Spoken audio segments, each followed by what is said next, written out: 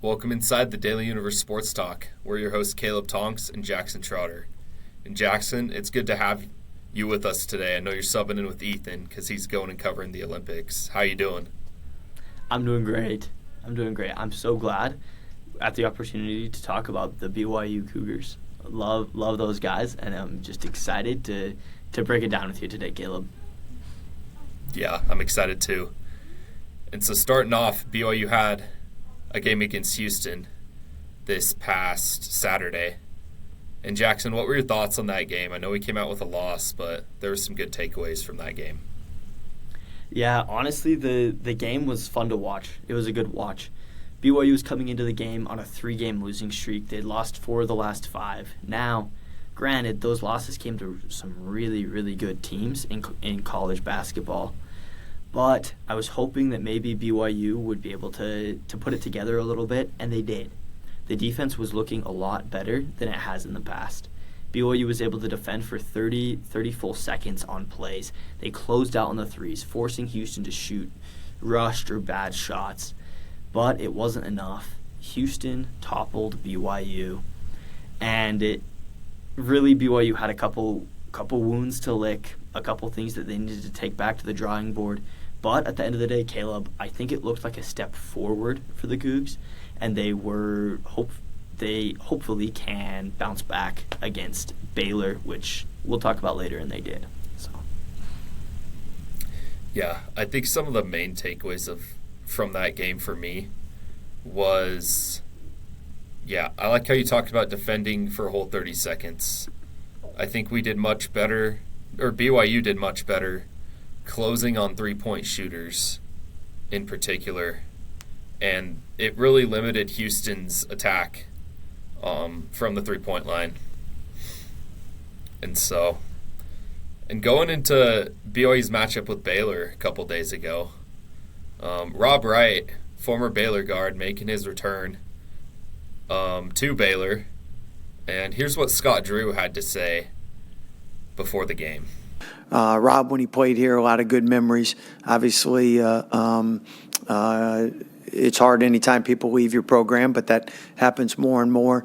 You prefer it to be not after they sign a contract with you, but it is what it is. And Jackson, what was your reaction to Scott Drew's comments there? Honestly, I wasn't surprised. What Scott Drew said was valid. The team, if Rob Wright signed a contract with Baylor, it sucks that he left, but he did. And does Scott Drew really have a leg to stand on? Caleb, how many players did Scott Drew have come back from last season to this season? How many starters? Yeah, Scott Drew had no players whatsoever return from last season. And so to hear him still gripe about Rob Wright signing a contract and then not fulfilling it is kind of petty in my opinion, because none of those players from last season returned this season. And so, yeah. And then we'd see what Rob Wright did against Baylor. You want to tell us about Rob Wright and his performance against Baylor? Yeah. I think Rob Wright was he's had little sparks. At Baylor, he played great. Scott Drew wanted to build the team around him at Baylor this year. That's what he's said, right? But all the hate from Baylor fans leading to this game, Rob Wright had this game circled on the schedule all year, going to his old home stadium, getting chanted traitor at every time he touched the ball, either in pregame or even during the game. It was hostile for Rob Wright, but he let all that hate and all that negative energy fan the flames of that spark that he had, and he caught fire against Baylor on Tuesday. The dude popped off. I mean, what did he have? 30 points from Robert Wright. He totally dominated the Baylor Bears, having a career high in scoring. I don't think the jeering, I don't think the hate got him down. I think that he was good enough, and he elevated his level of play to a level that he hasn't all season, and he was just able to get it done. And really, if I'm Robert Wright, I would be so pleased with what has transpired over the last couple of days with all the hate, all that negative energy, he's turned it into a big positive for his career and really showed out and probably impressed some NBA scouts and elevated BYU's play. So, Caleb, long story short, I loved watching Robert Wright play. I loved the energy that he had. I loved his performance. I loved the 30 points that he brought. Really, awesome performance by him. But I did want to say, with all of this hate, all of this coming in, Robert Wright's also been in a slump. Over the losing streak that BYU's had, he's been averaging 14.2 points per game, which is still pretty decent, but not for Robert Wright, right? And so I want to ask you, Caleb, with those points, 30 points, do you think that he's kind of out of his funk, or do you think that maybe we'll see, pre-Baylor game, Rob come back against Colorado on Saturday? I think this was a good step forward for him. I'd like to see a little more Rob Wright as a true point guard in some aspects. If he's able to draw some attention on when he's on offense, in particular, having defenders collapse, I think would be really important. If he's able to keep a performance like this up, I think it could really get us some open looks from the 3-point line. And I wanted to go back to something else that you said before. Yeah. Rob Wright is a man of few words, and I think Kevin Young emphasized that in his press conference. And I know Rob Wright talked about in the closing press conference that he just wanted to win. But in reality, I know AJ and the rest of the team wanted to win for him just because of the attention surrounding the game. And so I like the step forward for him, for Rob Wright, and I think it'll be really important moving forward for him to play as well as he did against Baylor. Yeah. Sorry, I love what AJ said. AJ was like, I wanted to win this game at Baylor for Rob Wright, just like I wanted to win at Utah for Kaba and for Richie. The brotherhood and the camaraderie of this team is unquestionable. And Rob showed out, AJ showed out. Everyone just had a great game. And I think we've turned a corner, or BYU has turned a corner as a team. And I hope that moving forward, BYU can go on a winning streak and prepare for the Big 12 and NCAA tournaments here in about a month. Yeah. And Jackson, let's talk about Hadim Boop's performance against Baylor and how crucial he was just when he was on the court. I know BYU shot 3 of 19 from 3, which we'd like to see improve. But do you think Hadim Boop is the answer as center for BYU moving forward at the 5? I think he is. I love Kaba Keita. Watching him play it's amazing. But Kaba has been in a funk, and he's not been helping BYU win games, especially even on Saturday or on Tuesday. I mean, he had more fouls than he did points and rebounds combined, which as a center, you don't. That isn't good. But Hadim Boop stole the show. And Caleb, I'm going to be honest. For BYU's sake, I think Hadim Boop should start at center moving forward. I love Kaba. And Kaba in March should start at center. If he can get out of this funk, he will help BYU win games. But where BYU is at right now, Hadim Boop should be the starter because it will help BYU's defensive presence. We don't need a ton of scoring from the center. We have plenty of scoring from Rob, Richie, and AJ. Plenty of scoring. I think they combined for 70 or 80 points, actually. I did the math wrong in my head. 80 points against Baylor. If you have 3 guys doing that, your center doesn't need to get buckets. Your center needs to play lockdown defense, and that's exactly what Hadim Boop did. It was fun to watch him. His effort was high. I felt like I was watching a larger version of Mawat Mag from last season, but on this year's team. And I think putting Hadim Boop in the starting 5 will help turn the corner for BYU and help BYU really start to gel as a team so that they can go on a run just like they did last year. Yeah, I really like how you put that. And I think Kaba Keita in particular, I've seen him. out of position on a lot of rebounds. And it's really kind of, I think, driving Kevin Young crazy sometimes just to see Keba Keita out of position there. And Hadim Boop's energy has been particularly important for this team, especially on the glass. And I think it gives us also opportunities on the offensive end to really run the court and really get out and transition and get some open looks. Yeah. It's no question, Caleb.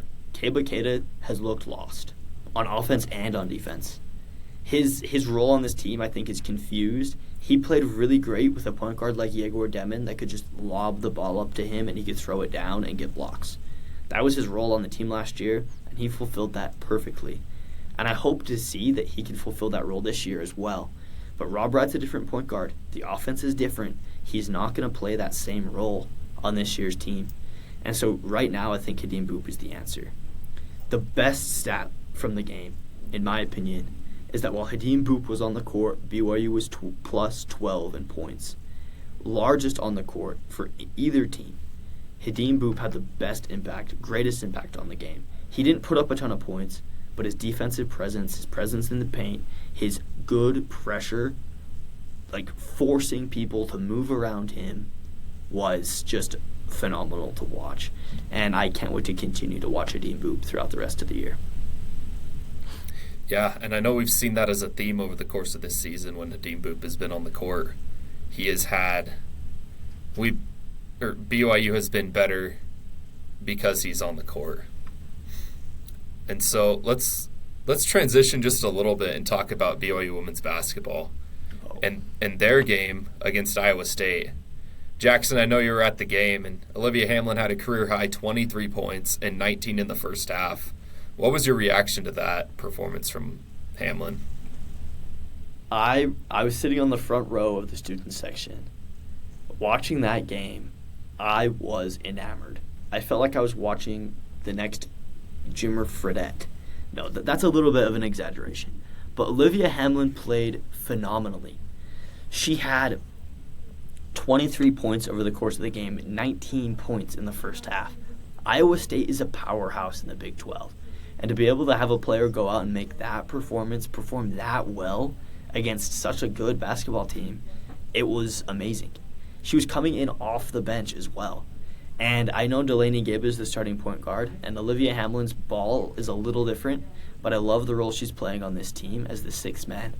It reminds me of, now I was a big Jazz fan in the Donovan Mitchell, Rudy Gobert era. Olivia Hamlin's play reminds me a lot of Jordan Clarkson coming in off the bench and being able to just get buckets for the Jazz. And she has just filled that role. She played so well, career high points against Iowa State, shot the three well, drove the ball well. Just honestly, I could talk all day about how much I loved watching Olivia Hamlin play. The best part, though, was after the game how excited she was. She knew that she had played a great game. She knew that she helped her team win. And she was just excited. And again, I mentioned this with the men's team, but the women's team, watching the camaraderie that they share, the love that they have for each other, is just fun. It's easy to cheer for them. It's easy to cheer for Olivia Hamlin. And she just dominated the game, and she'll be remembered for a long time for this performance.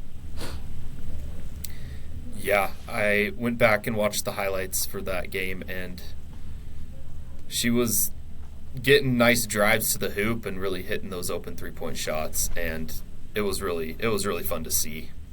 Another aspect from that game that I really liked was the pick and roll between Delaney Gibb and Lana Rokel. I feel like BYU was really eating Iowa State's defense alive in this game with their ability to run that pick and roll. Lana Rokel is just really quick at the 5, and she was able to get past Stottie Crooks, who we know is an exceptional talent. And it was really cool to see Lara Rokel have that performance that she did. What were your thoughts on that two-man game between Delaney Gibb and Lara Rokel? Well, I don't mean to be disrespectful here, but they made Audie Crooks look silly. They were just passing right around her, getting her out of position. She had no presence on defense because of the pick and roll. And BYU just dominated them, dominated Iowa State in the paint. And overall, I loved watching it, and I'm excited to see that pick and roll continue to manifest itself later on in the season. Especially, and maybe it won't work when they're not playing as dominant of a center as Audie Crooks, but as I was watching it, I loved what I was seeing, and I hope that it can help propel the women's team into doing great things in the Big 12 tournament, and then later on in hopefully in the NCAA tournament. But I think that if they continue to play this way, the way that they played against Iowa State, that they will be a lock for the NCAA tournament. They'll make the tournament, and I'd love to see what this team can do in March. Yeah. But specifically, I loved watching, and to kind of change topics a little bit, I loved watching the way they defended Audie Crooks. And I don't mean to talk about Audie Crooks a ton, but I think a lot of people were there to watch her, and I said it before, I'll say it again, looked out of place, and she looked silly.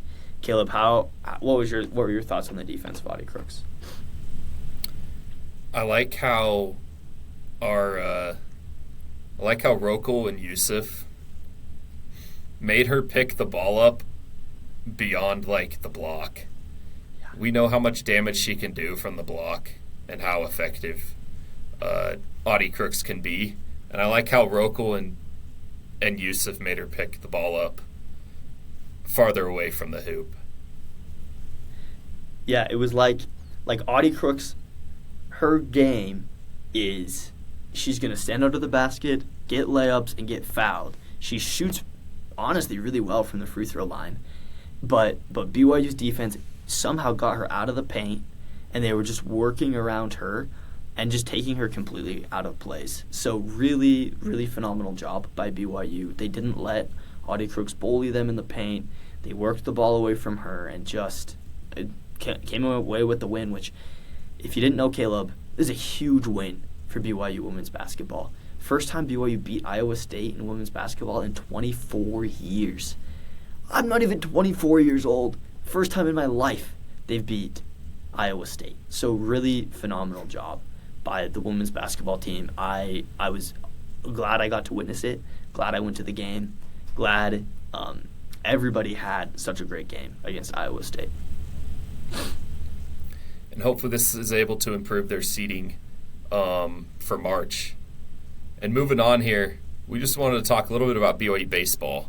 And they opened their season this weekend against Western Kentucky in a 4-game series. And we're excited to see them in action this year, of course, coming off last season and their efforts last season. But they're going to be on the road for several months, or several weeks, it feels like, before they make their home opener. In Jackson, how do you feel about this year's baseball team and their schedule? I'm so excited for this team. They've been building for a few years, and I'm excited to see what they can do. The BYU baseball team has a special place in my heart. I remember as a true freshman at BYU, I started in the winter semester, and I would do long days in the library studying for American Heritage, like doing homework all day. And then I'd walk over to the baseball stadium and watch those games in the evening, and I just have so many great memories watching that team. But this year's team, I think, of my time at BYU, has potential to be the very best. And just to run through their schedule, so they're going to open up tomorrow night with the first game in a 4-game series against Western Kentucky. And then, like Caleb said, they're on the road for forever. It feels like we're talking about this team. We're not going to be able to watch them play in Provo for another month, it feels like. But they'll play Western Kentucky. Then they're playing in the Tony Gwynn Legacy Tournament in California. Then they've got a couple more games in California. They'll play UC Riverside, Long Beach State, Washington State a couple times, Long Beach State again, all in California before finally making their home open debut against Cal Baptist on March 5th. Now, we got to give the shout-out to Burger Supreme there because they're sponsoring the game. But I hope everyone can pull up, watch that game. It's going to be great. BYU's defense is looking better than they have looked in years, and I'm excited to see what they can do against these teams and against this schedule. The Big 12 is a great baseball conference, and I think that BYU can have what it takes to take a step forward this year, as opposed to how they played last year, with a couple power hitters on the roster and just really, really perform well for BYU in baseball. Well put, well put. And on Saturday, BYU men's basketball is taking on Colorado, but it's more than just taking on the Colorado Buffaloes here in Provo. Jackson, what's going on Saturday that's of particular interest to BYU fans? The day BYU fans have been waiting for 25 years, let's be honest. Jimmer Fredette's jersey retirement is going to happen in the Colorado game on Saturday. Now, I've joked with my buddies, it would be awesome if BYU could have scheduled San Diego State to retire Jimmer's jersey, but we'll take Colorado. I'm excited. I'm excited to see the jersey retirement. I don't know shade at Colorado, but I think that BYU is going to be able to overpower them. Colorado got blown out by Texas Tech last night, and coming into the Marriott Center, it's a hostile environment. I think BYU is going to make quick work of them, and a lot of the attention of that game is going to be on Jimmer Fredette. And I'm excited to see Jimmer again in the Marriott Center. I'm excited to see how the team plays to honor him, and it should really just be a celebratory and a fun day on Saturday. But as I've been thinking a lot about Jimmer Fredette. I sat in the BYU store for like 30 minutes on Monday and watched Jimmer Fredette highlights on the big screen that they have in there. I've been thinking about his career, and I remembered that. So I was 8 years old during his 2011 Naismith run and their run to the Sweet 16 in the NCAA tournament. And literally, I remember my sister had a Jimmer Fredette poster in her bedroom. I think she would kiss it every night before she went to bed. And I'm not even joking. My sister doesn't like sports either. So, that was huge. And then it was also the time for the Pinewood Derby in my scout troop. And I couldn't get enough of Jimmer Fredette. And so I made a Jimmer Mobile. That was my car for the Pinewood Derby.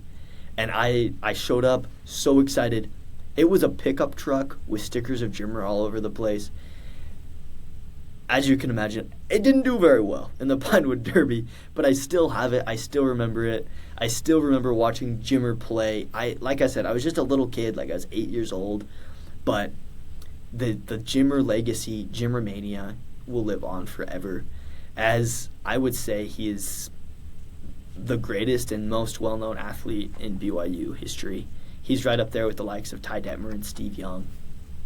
He goes on the BYU athlete Mount Rushmore. I love Jimmer Fredette. I'm excited to see him get his flowers. He has earned it. And again, I'm excited to see it happen in a win against Colorado, most likely. Don't I hope I didn't just jinx us, or jinx BYU. But yeah. At the end of the day, go Jimmer. Excited to see his jersey get retired. Mm-hmm. I'm thinking, for BYU fans that don't know about what it takes to get your jersey retired, you must be 15 years removed from your playing time at BYU before they'll consider your jersey retirement.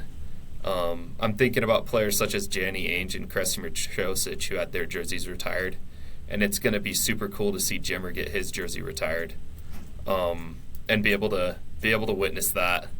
I think will be really, really cool for BYU fans. And in particular for me, I don't have particular memories of Jimmer's run while he was here at BYU, but I remember briefly watching a few games here or there. But the first time I watched BYU was a couple seasons later, and so it'll be really cool to see his jersey retired on Saturday. And so thank you guys for joining us today here at the Daily Universe Sports Talk. Jackson, it was good to have you with us, and we'll talk to you guys again next week. Thanks for having me, Caleb. Have a great week. Yep, for sure. We'll see ya.